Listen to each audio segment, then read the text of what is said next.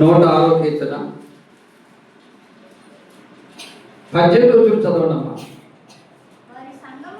వారి సంగములు అగ్ని రగిలెను, దాని మంట భక్తిహీనులను కాల్చివేసేను. చూడండి, ఇక తల పైకెత్తి దేవుడి వాక్యాన్ని విందాం. వారి సంగములో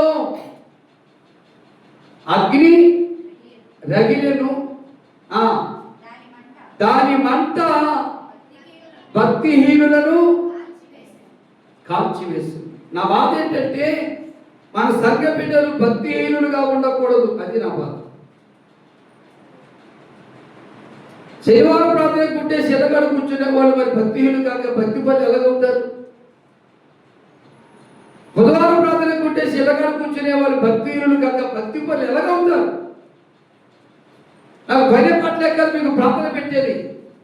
మీరు భక్తిహీనులుగా ఉంటే కాల్చబడతారు, మీరు భక్తిహీనులు ఉంటే బాధలకు గురవుతారు, మీరు భక్తిహీనులు ఉంటే నష్టపోతారు, మీరు భక్తిహీనులుగా ఉంటే నరకానికి వెళ్తారు.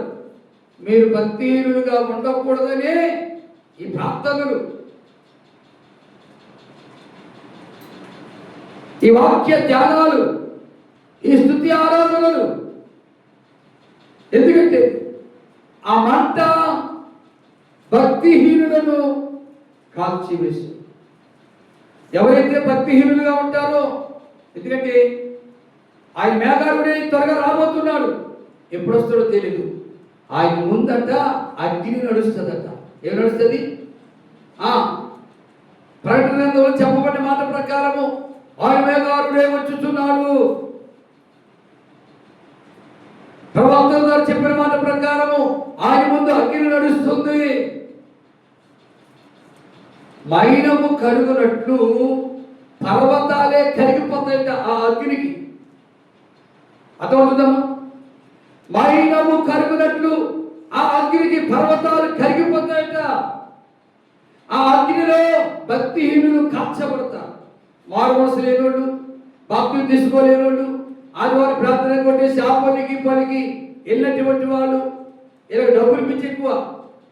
ఎంత నష్టపోయినా కానీ, ఎన్ని కష్టాలు వచ్చినా కానీ, ఎన్ని శ్రమలు వచ్చినా కానీ వచ్చి భక్తి చేద్దామని జ్ఞానం ఉండదు. మందిరంలో దైవికంగా జీవిద్దామని ఆలోచన ఉండదు.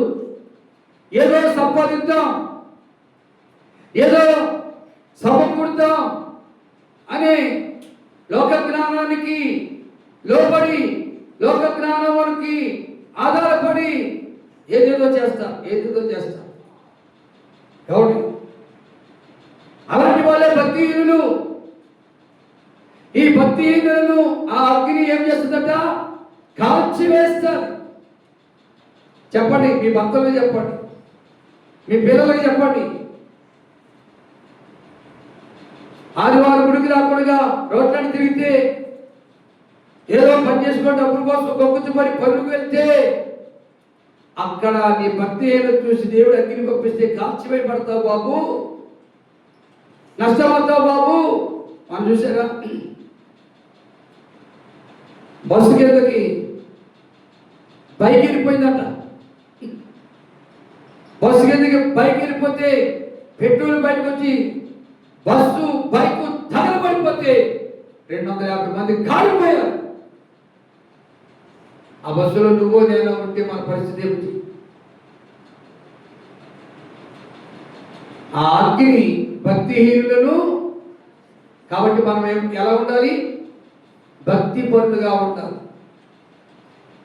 భక్తి పరులుగా ఉండాలంటే అయ్యగారికి భయం మాట లేదు అని అయ్యగారి మీద జరుగుతారు. నేను చెప్పేదే మీ మేలు కోసం చెప్తుంటుంటే మేలు కోరిన వ్యక్తికే ఏమంటే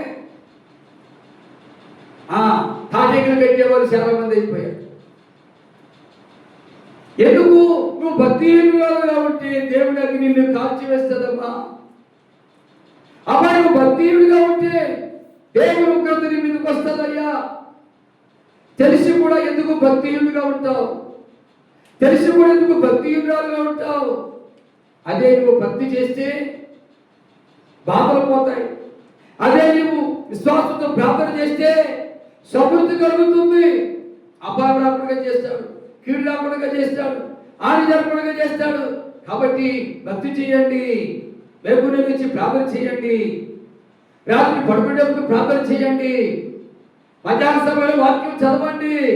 ఇక రోజు ఇదే పని మాకు అంటారు చాలా మంది. ఇక రోజు మరి అన్నం ఎందుకు తింటున్నాం,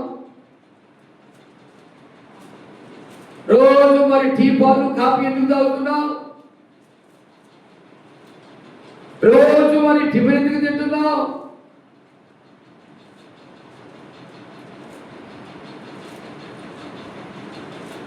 దేవుని ప్రజలు, ఈ పగటి కాల సమయంలో పరిశుద్ధాత్మ దేవుడు చెప్తారు.